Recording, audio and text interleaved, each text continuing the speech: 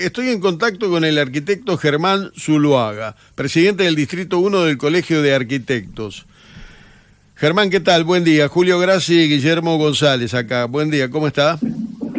Hola, buen día, Julio, ¿cómo estás? ¿Cómo anda? ¿Todo bien? Todo, sí, todo bien. A ver, le agradezco en primer lugar que tenga la gentileza de atendernos. Y en segundo lugar, le explico el motivo. Sí. Hay clubes de campo, hay barrios cerrados, hay emprendimientos que por ley tienen que entregar determinada cantidad de suelo, de tierra, de terrenos, de lo que sea. Hasta ahora, algunos se entregaron en distintos lugares, otros se entregaron cerca, algunos muy lejos, con algunos de los terrenos que se entregó en algún momento se construyó una plaza, otros todavía están en conflicto, pero apareció uno en este momento. Yo no le voy a pedir que me hable de estos casos específicos, pero apareció uno cuya representante legal, cuya apoderada, indicaba que de acuerdo a la ley, lo que se entregue al municipio tiene que pertenecer al lugar que se quiere habilitar. ¿Usted me puede decir qué dicen las leyes a nivel provincial? Es decir, ¿en qué ley se pueden estar basando y en qué ley se debieran basar estos emprendimientos para el otorgamiento correspondiente a los municipios? Sí, cómo no. Yo, antes que nada, por ahí les voy a tratar de hacer un poco de historia y el marco normativo que está vigente. La provincia de Buenos Aires, en la década del 70, generó el decreto ley 8912. Es un decreto ley porque fue puesto en funciones en la dictadura militar, con lo cual es un decreto ley y no es una ley que hayan votado en la legislatura. Ese decreto ley lo que hizo fue que generar el marco normativo para toda la provincia de Buenos Aires y le dijo a los municipios, que son los primeros ordenadores de su territorio, que se ordenen. La ley define cómo se amplían las áreas urbanas, cómo se subdivide el suelo, cuáles son las sesiones que tienen que realizar los desarrolladores, y en el marco de todo eso, cuáles son los indicadores urbanísticos, y bueno, en el marco general de que el ordenamiento territorial es una función pública. En este contexto ya existían con anterioridad lo que se llamaban urbanizaciones para el tiempo libre, que es lo que nosotros habitualmente conocemos como clubes de campo. El club de campo, en el marco de la ley 8912, se ordena o tiene un marco normativo específico a partir del año 86 con el decreto 9404. Ese decreto define cómo tiene que tratarse con especificidad el club de campo. El club de campo tiene una particularidad. Vieron que yo les dije que se trataban de urbanizaciones para el tiempo libre, históricamente, ¿no? Entonces, la particularidad que tiene que tener el club de campo es que tiene que tener algún hecho deportivo, recreativo, cultural, paisajístico, que pueda permitir que se establezca ese barrio, ¿no? Y que tiene sesiones particulares mayores a las sesiones que tiene que hacer un barrio cerrado, pero esas sesiones no son públicas, son sesiones comunes dentro del mismo emprendimiento. Pero el club de campo tiene la particularidad que tiene que estar en el área rural, no puede estar en otras áreas, tiene que estar en el área rural. Entonces, ese es un marco. El otro marco que surge después con el tiempo, porque a partir del club de campo empiezan a surgir, no sé si la palabra exacta son deformaciones o variantes, que empiezan a instalarse en zonas extraurbanas o urbanas. Y esos barrios empiezan a tener un régimen particular, porque además se subdividían por la ley de PH. Entonces aparece en el año 98 el decreto 27 del 98 que regula a los barrios cerrados. Ese decreto básicamente es igual al decreto del club de campo, con, en principio, para mí, dos diferencias. La primera diferencia, que es dónde tienen que radicarse. Se tienen que radicar, a diferencia de los clubes de campo, en el área extraurbana o en el área urbana. Y además genera límites, Para instalarse en el área urbana, la parcela origen del emprendimiento tiene que tener como máximo 4 hectáreas. Y si es en el área urbana, 16.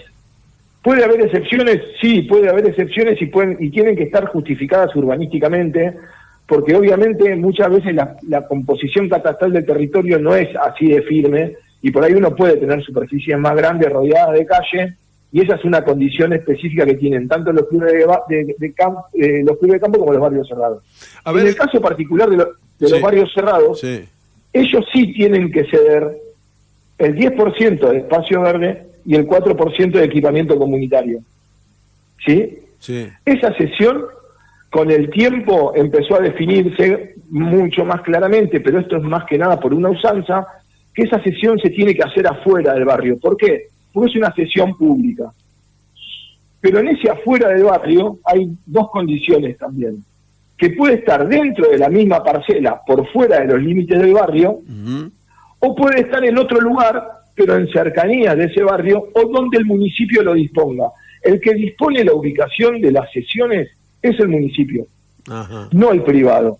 El privado en todo caso puede ofertar de distintas ubicaciones, pero deberían estar justificadas y tiene que haber alguna valoración que defina cómo se hacen esas cesiones.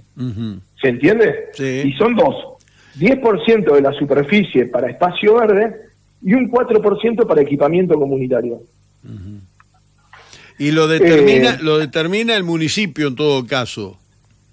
El privado puede hacer una oferta o puede hacer una propuesta de otra ubicación, pero tiene que ser siempre en compensación y en balance de lo que va a hacer, ¿se entiende? Y tiene que tener una relación, porque puede haber un interés municipal que diga, mirá, porque también hay una discusión respecto de esto, porque muchas veces uno dice, che, bueno, pero estoy haciendo un barrio cerrado, estoy generando una cesión en las cercanías del barrio cerrado. ¿Esa cesión realmente es beneficio público o es beneficio solamente para el privado? Yo quiero poner ejemplos, no específicos, pero por ejemplo, nosotros en el distrito de Bransen tenemos muchos lugares que tienen que ver con la ubicación, por ejemplo, sobre la Ruta 2, y son más bien clubes de campo, digamos que son importantes predios, ¿dónde tendrían que entregar ellos el correspondiente aporte que tienen que hacer de tierras? No, recuerden que si se tratan de clubes de campo, la cesión no es una cesión pública, es una cesión dentro del predio, porque aparte es mucho más grande y no ceden afuera del predio. El que cede es el barrio cerrado. Yo no sé la zonificación, desconozco con exactitud, o sea, conozco en cierta manera Bransen, pero desconozco con exactitud la zonificación, sobre todo en el corredor de Ruta 2, si se trata de área rural o área extraurbana o urbana, y eso un poco cambia también el tipo de urbanización que se tenga que instalar. Pero les repito, si se trata de un club de campo, el club de campo no cede, ¿sí? Genera espacio libre, es como un 35% de la superficie de espacio libre, pero no lo cede fuera del emprendimiento, es una cesión que queda interna. A ver, Guillermo quiere hacer una pregunta. Arquitecto, le hago un par de consultas sobre este mismo tema, pero yendo puntualmente a otra cuestión que tiene que ver con la prefactibilidad. ¿Puede un emprendimiento, teniendo solamente la prefactibilidad, vender parcelas? ¿O tiene que esperar tener la aprobación definitiva para poder proceder a la venta de las parcelas? A ver, vamos a ver entre lo que es y entre lo que pasa y lo que debería pasar.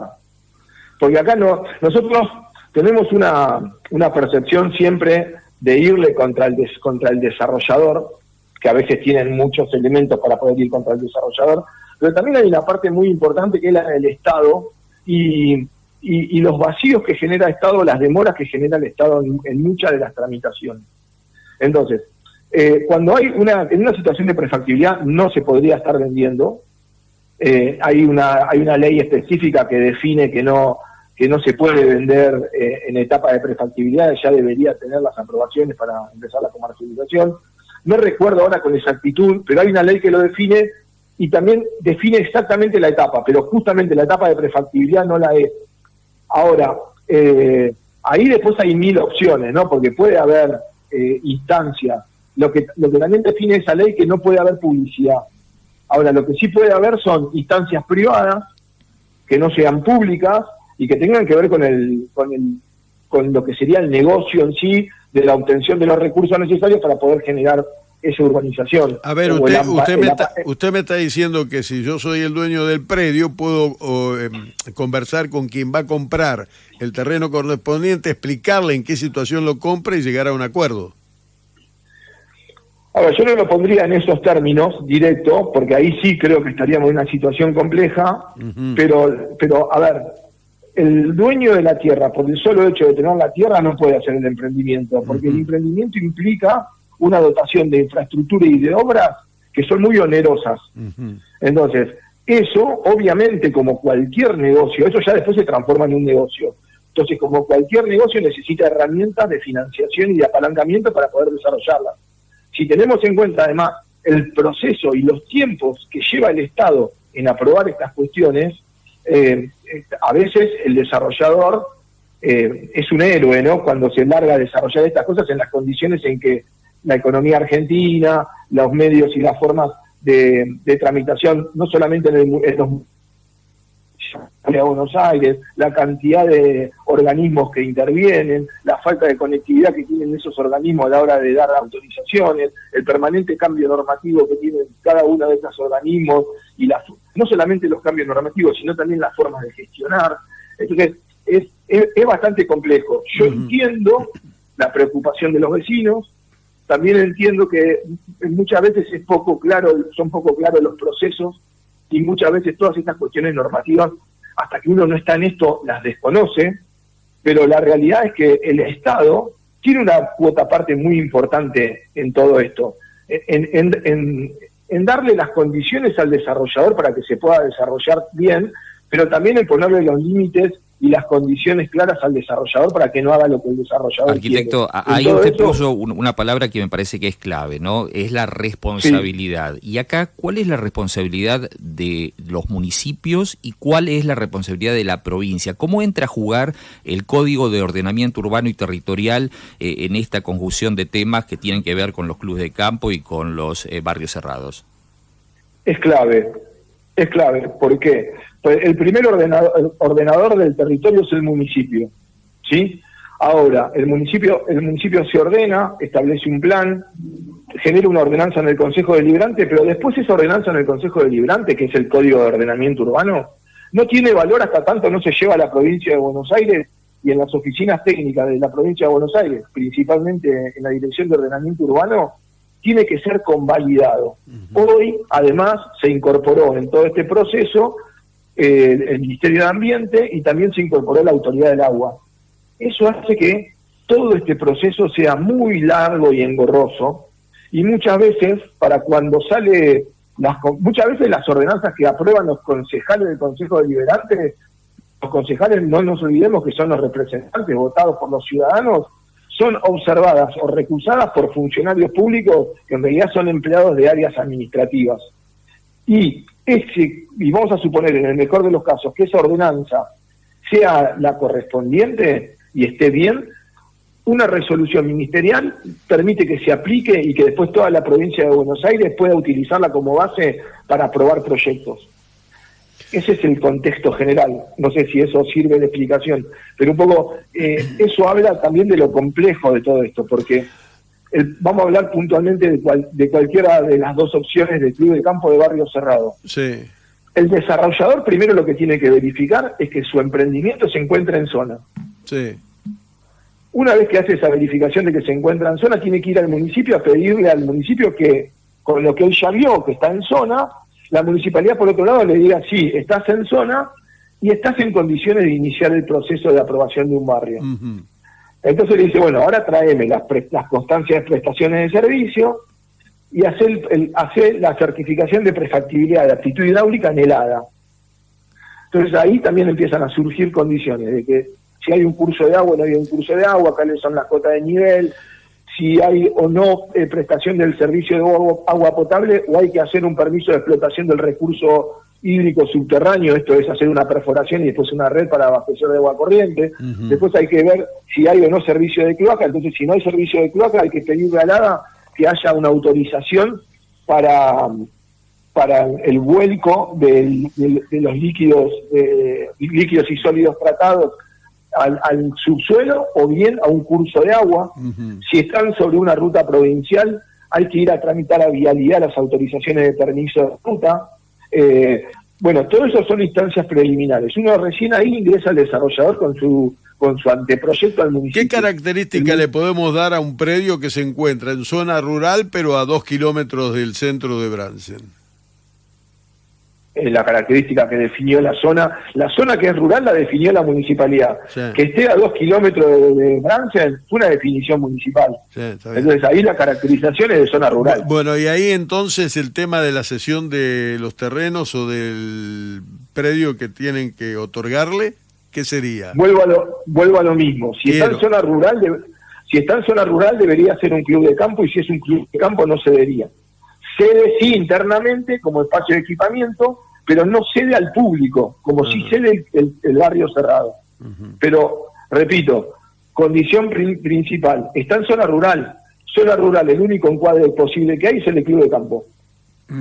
Y el club de campo tiene parcelas más grandes, espacios libres mucho más grandes, en contraposición con el barrio cerrado, que tiene parcelas más chicas, una trama que puede ser muy parecida a la trama urbana lindante. Bueno, a ver, y usted que es arquitecto le planteo esto, por ejemplo. Entonces yo digo, bueno, perfecto, me van a entregar determinada cantidad de lotes, muy bien. Están en un predio que es zona baja. Pero perdón, sí. Perdón. Si ustedes me están hablando de entregar lotes, ya entramos en otra situación, ¿sí? Porque hablando en el marco de la ley de club de campo de barrio cerrado, lo que ceden son superficies en el caso de barrio cerrado, superficie para espacio verde, plaza, o superficie para equipamiento comunitario, una salita de primeros auxilios o una comisaría. Doy como ejemplo, ¿no? Esos serían los dos tipos de parcelas que ceden. Si ya estamos hablando de que en realidad al promotor o al desarrollador se le están pidiendo que ceda lotes, ya ahí entra en juego una ley que es mucho más reciente, que es la ley 14449, que es la ley de acceso justo al hábitat, pero que esa ley, cada municipio, si bien la ley la aprobó la legislatura, cada municipio la tiene que enmarcar dentro de su propio código de ordenamiento urbano, y son procesos que no todos los municipios ya hicieron, ¿sí? Y debería haber también un hecho generador. Los hechos generadores son cambio de zonificaciones o aprobaciones de determinadas cuestiones. Y ahí sí empiezan a aparecer la opción de cesiones de parcelas urbanas para que el Estado después se las ceda o se las venda a la gente de su pueblo, de su ciudad. Arquitecto, le agradezco muchísimo. La verdad que fue muy claro, dio todas las opciones. Tengo la sensación de que las discusiones, los intercambios de opiniones y de qué interpreta uno y qué interpreta otro van a seguir vigentes, porque me da la sensación que no es en Bransen solo. Y... No, a nosotros nos pasa mucho. Nosotros, en nuestro distrito está conformado por 17 localidades, no es solo La Plata, Bransen, Ensenada, Berizo. Nosotros vamos a Magdalena, vamos a General Belgrano, Chascomú, Dolores, San Vicente, Cañuelas, y la verdad que es muy recurrente esto. Y nosotros eso, en realidad, nosotros como colegio y además como recurrente, ¿no? Como profesional que va a pedirle al municipio o a tramitar ante el municipio en representación de un desarrollador. También lo que nos pasa es que los equipos técnicos municipales muchas veces no tienen una carrera de muchos años, si bien son profesionales muchas veces carecen de la formación y se van formando a partir de que van encontrando los problemas.